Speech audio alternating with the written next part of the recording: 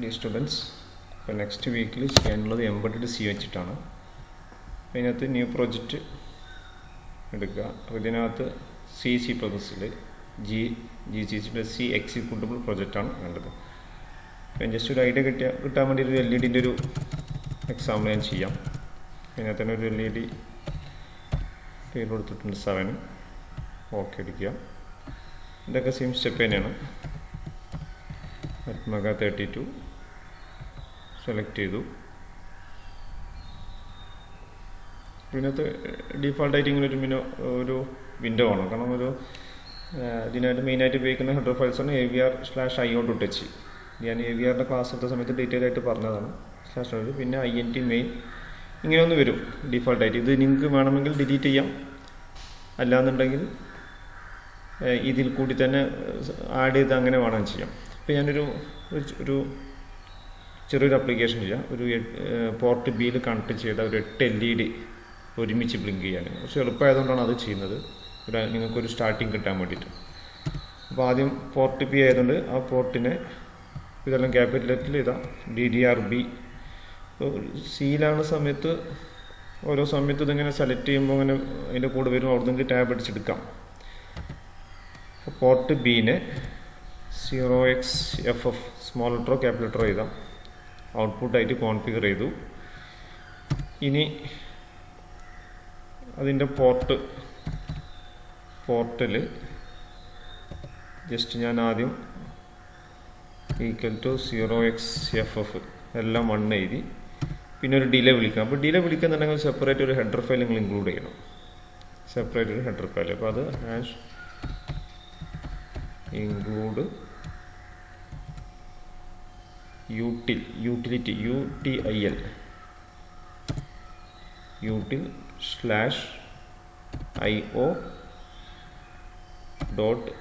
എന്ന് പറഞ്ഞൊരു header file, sorry IO അല്ല, ഡിലേ എന്ന് പറഞ്ഞൊരു ഹെഡർ ഫയൽ അതിനകത്ത് ഇൻക്ലൂഡ് ചെയ്യണം. അങ്ങനെ മാത്രമേ ആ ഡിലേ ഫംഗ്ഷൻ വിളിക്കാൻ പറ്റും. ഡിലേ എന്ന് പറഞ്ഞാൽ _delay millisecond ഇതാണ് ഹെഡർ ഫയൽ. ഒരു 100 millisecond ജസ്റ്റ് കൊടുത്തു, സെമിക്കോളൻ. ഇപ്പോൾ എല്ലാം ഇത് ജസ്റ്റ് ഓണാക്കി. ഇനി ഇത് ഓഫാക്കാൻ വേണ്ടിയിട്ട് 00 കൊടുത്തു കഴിഞ്ഞാൽ എന്ത് ചെയ്യും, എല്ലാം അതിനകത്ത് ഓഫായി വരും. ഇനി സാധാരണ ചെയ്ത മാതിരി ഇതിനകത്ത് ചെയ്ത മാതിരി തന്നെ ഫയൽ വേണമെന്ന് സേവ് ചെയ്യാം, ബിൽഡ് ചെയ്യാം. അപ്പോൾ അതിൻ്റെ .hex ഫയൽ ക്രിയേറ്റ് ഉണ്ടാകും. എറർ എല്ലാം ഉണ്ടെങ്കിൽ ഡിസ്പ്ലേ ചെയ്യും. ഇനി ഇതിനകത്ത് പ്രോട്ടീസ് ഒന്ന് ഓപ്പൺ ചെയ്യാം.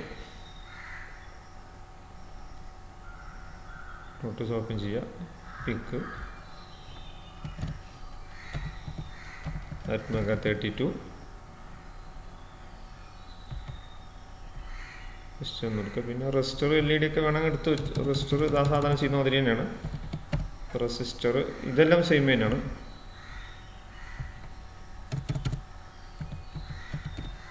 ആക്റ്റീവ് LED വേണമെങ്കിൽ ഒന്നത് എടുത്ത് വെച്ച് ഇപ്പോൾ കണക്ട് ചെയ്താൽ അതിൻ്റെ ഔട്ട്പുട്ട് കൂടുതലായിട്ട് ഡീറ്റെയിൽ ആയിട്ട് കാണാം. ഓക്കെ, ഞാൻ Atmega പ്ലേസ് ചെയ്തു. പ്രോഗ്രാം ലോഡ് ചെയ്യാം. LED 7 ആണ്. എൻ്റെ ഡെസ്ക്ടോപ്പിൽ ES ലാബിൽ LED 7 ഡീബഗിൽ LED 7 തന്നെ ഹെക്സ് ഫയലാണ് ഇതിനകത്ത് ഉള്ളത്. ഓക്കെ കൊടുത്തു.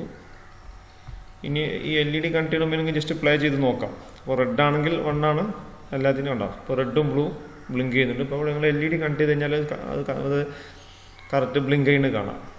അപ്പം ഇങ്ങനെ എല്ലാ പ്രോഗ്രാം ചെയ്യുമ്പോൾ ആദ്യം ആ പിന്നിൽ 0-1 വരുന്നുണ്ടോ എന്ന് ഉറപ്പ് വരുത്തിയിട്ട് ബാക്കിയുള്ള ഇപ്പോൾ സ്റ്റെപ്പർ മോട്ടറായാലും DC മോട്ടറായാലും ബാക്കിയുള്ള കണക്ഷൻ്റെ കാര്യങ്ങൾ പിന്നെ അത് നോക്കിയിട്ട് ചെയ്താൽ മതി. ആ LED 1 or 0 വരുന്നുണ്ടോ നോക്കിയിട്ട് ആദ്യം വെറുതെ കണക്ട് ചെയ്ത് വെച്ചോളം നിർബന്ധമില്ല. അപ്പോൾ ഇതിപ്പോൾ സക്സസ്ഫുൾ ആയതുകൊണ്ട് നമുക്ക് എന്ത് ചെയ്യാൻ പറ്റും, ഇനി LED കൊടുത്തു കഴിഞ്ഞാൽ എന്തായാലും അതിനകത്ത് കത്തും. LED കൊടുത്തു കഴിഞ്ഞാൽ റെസിസ്റ്റർ വെച്ച് കഴിഞ്ഞാൽ റെസിസ്റ്റർ വെച്ചു. റെസിസ്റ്റർ കണക്ട് ചെയ്യാം. ഇനി ഗ്രൗണ്ട് ഇനി ഇവിടെ ഈ ഒരു ടെർമിനൽസ് മോഡ് ഓൺ ആക്കി കഴിഞ്ഞാൽ ഗ്രൗണ്ട് ഇവിടെ വരും. അവിടെ നിങ്ങൾക്ക് ഗ്രൗണ്ട് വെക്കാം. ഗ്രൗണ്ട് കണക്ട് ചെയ്തു. റെസിസ്റ്ററിൻ്റെ വാല്യൂ ചേഞ്ച് ചെയ്യണം. റെസിസ്റ്റർ വെച്ചില്ലെങ്കിലും വർക്ക് ചെയ്യും.